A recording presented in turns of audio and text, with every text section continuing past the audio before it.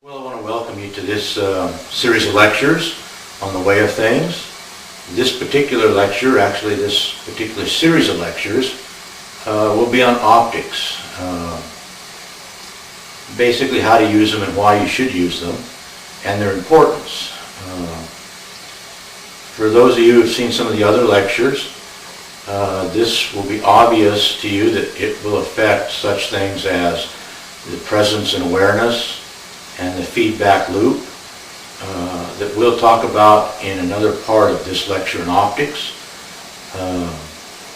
It's a fascinating field, but one that's often overlooked by people that spend a lot of time in the wilderness. Either they tend to either know it or they don't know it, and it's just an alien world to them. It was for me for many years. I walked the desert without optics. And then when my eyes were opened, as it were, I realized much of what was there to see I was not seeing, and of course much of what was there to learn I was not learning. Optics are not really a difficult mechanism as far as the modern world to understand and to use. However, there seems to be kind of a resistance. I've given lectures like this to other people and really didn't see any results, and part of the reason is optics, I think, cost a fair amount of money sometimes, and when somebody first uses them they don't seem to get this abundance and overwhelming amount of knowledge right away. And so they don't have a way to appreciate what's really possible. It's kind of like offering a superhero suit that will give the wearer superpowers, but you're asking money for it and nobody believes you that it will give them superpowers. But in fact, optics will give you superpowers. The amount of awareness and knowledge that you gain from that is really phenomenal. It can give you 5 and 10 times the experience in the field in any one given day. And it's just incredible. And you'll begin to learn the natural knowledge for your mind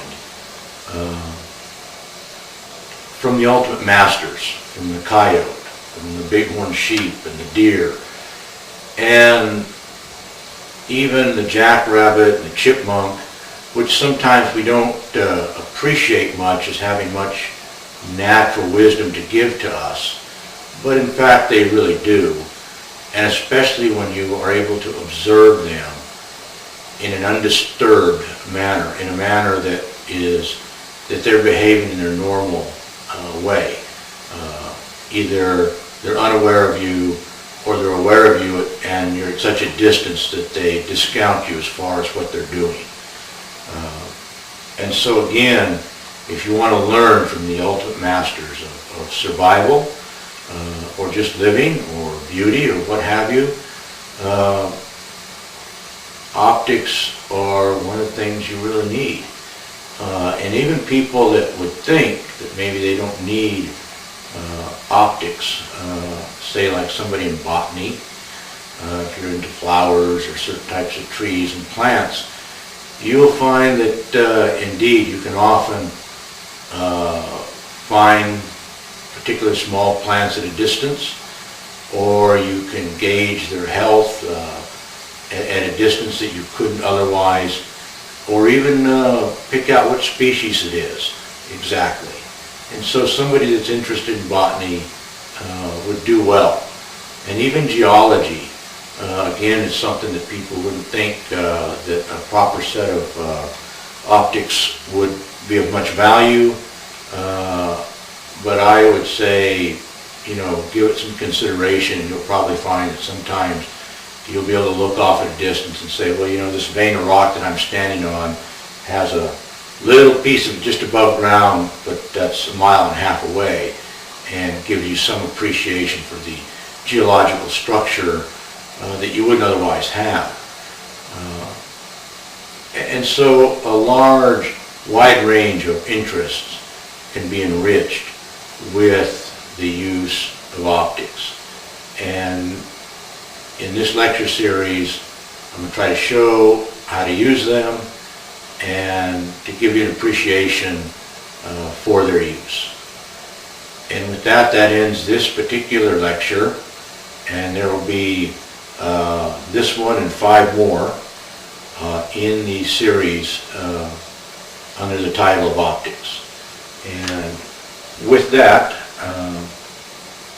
I thank you very much.